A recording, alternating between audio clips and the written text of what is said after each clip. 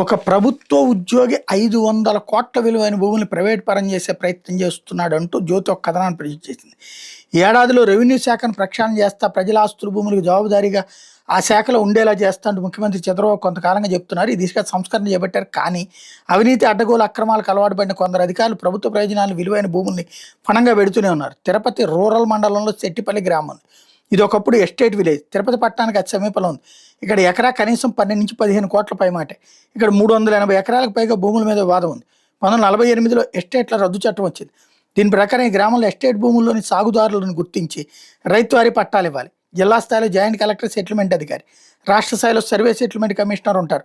జిల్లా స్థాయిలో సెటిల్మెంట్ అధికారి ఇచ్చే ఆదేశాలు రైతులకు నచ్చకపోతే రాష్ట్ర స్థాయిలో సెటిల్మెంట్ కమిషనర్ వద్ద అప్పీల్ చేసుకోవాలి. ఇది చట్టం చెప్తున్న విధానం. 45 ఏళ్ళకి ఇక్కడ భూముల మీద వాదన నడుస్తుంది.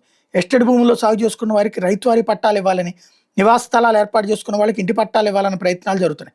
అయితే కొన్ని కేసుల్లో రియల్ ఎస్టేట్ మాఫియా, ప్రైవేట్ వ్యక్తులు దొంగ డాక్యుమెంట్ సృష్టించి రైతువారీ పట్టాలు ఇవ్వాలని కోరుతున్నారు. ఇట్లాంటి కేసులు పక్కన పెట్టి నిజంగా రైతుల సాగులో ఉన్న భూముల్ని సెటిల్ చేయాలని ప్రభుత్వం నిర్ణయించింది.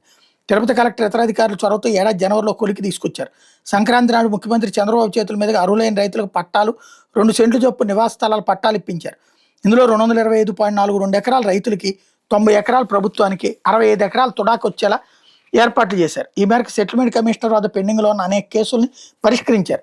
సెటిల్మెంట్ కమిషనర్ వద్ద ఉన్న 40 ఎకరాలకు సంబంధించి కేసులు పెండింగ్లో ఉన్నాయి. వీటి విలువ 500 కోట్ల పైనే ఉంటుంది. పెండింగ్లో ఉన్న 40 ఎకరాలకు సంబంధించిన పట్టాల కోర్టు ప్రైవేట్ వ్యక్తులు దాఖలు చేసిన పిటిషన్లను జిల్లా సెటిల్మెంట్ అధికారిగా జేసీ గతంలో తిరస్కరించారు. జేసీ ఉత్తర్వులను సవాల్ చేస్తూ ప్రైవేట్ వ్యక్తులు అమరావతిలోని సర్వే సెటిల్మెంట్ కమిషన్ దగ్గర అప్పీల్ చేశారు.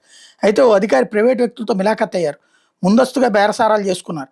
దీంతో 40 ఎకరాల కేసులో తిరుపతి జేసీ ఉత్తర్వుల్ని అడ్మిట్కి బదులుగా రిజెక్ట్ అని రాసి ఫైల్ని తయారు చేసి సెటిల్మెంట్ కమిషనర్ ఆమోదం కోసం పంపించారు. అప్పటికే కొన్ని కీలక ఫైళ్లపై సెటిల్మెంట్ కమిషనర్ కోర్మనాథ్ సంతకాలు చేశారని తెలిసింది. అయితే వాటి మధ్యలో తిరుపతి సెట్టిపల్లి ఎస్టేట్ భూములు ఫైల్ ఉండటం, అందులో జేసీ ఉత్తర్వులు రిజెక్ట్ చేయాలని ప్రతిపాదన ఉండడానికి పరిశీలించి సంతకాలు ఆపేశారు. ఎస్టేట్ భూముల విషయంలో ప్రైవేటు వ్యక్తులకు అనుకూలంగా ఆదేశాలు ఇచ్చేలా ఫైలు ప్రతిపాదన పంపించిన అధికారిని సస్పెండ్ చేయడానికి ఫైల్ సిద్ధం చేయాలని సర్వే సెటిల్మెంట్ కమిషనర్ కోర్మనాథ్ ఆదేశించారని తెలిసింది. అయితే తప్పు చేసిన వ్యక్తిని కాపాడేందుకు మరో కీలక అధికారి మంత్రాలు ప్రారంభించారని తెలిసింది. ప్రభుత్వ స్థాయిలో పెద్దలతో మాట్లాడి సస్పెన్షన్ ఆపేస్తామని బేరసారాలకు దిగినట్టు సమాచారం. క్రమశిక్షణ చర్యలు, ఫైలు సర్వే సెటిల్మెంట్ కమిషనర్ పంపకుండా అడ్డుపుల్ల వేసినట్టు తెలిసింది. ఇటు ప్రభుత్వ అటు రైతుల ప్రయోజనాలతో ముడిపడిన కేసులో అధికారి నిర్భీతిగా సెటిల్మెంట్ కమిషనర్ తప్పుదో పట్టించాలనుకోవడం, ప్రైవేట్ వ్యక్తులకు మెయిల్ చేయాలనుకోవడం చర్చనీయాంశం. మరి ఇందులో ఒక ప్రభుత్వ ఉద్యోగి అంత వెర్రి పని చేస్తాడని నేనైతే నమ్మను. 40 ఎకరాలు 500 కోట్ల విలువైంది. దాని వెనకాల ఖచ్చితంగా ఎవడో రాజకీయ నాయకుడు ఉంటాడు, అధికార పార్టీ వాడే ఉంటాడు. ప్రతిపక్షం వాడైతే చేయరు. కాబట్టి అది చెక్ చేసుకుంటే సరిపోతుంది.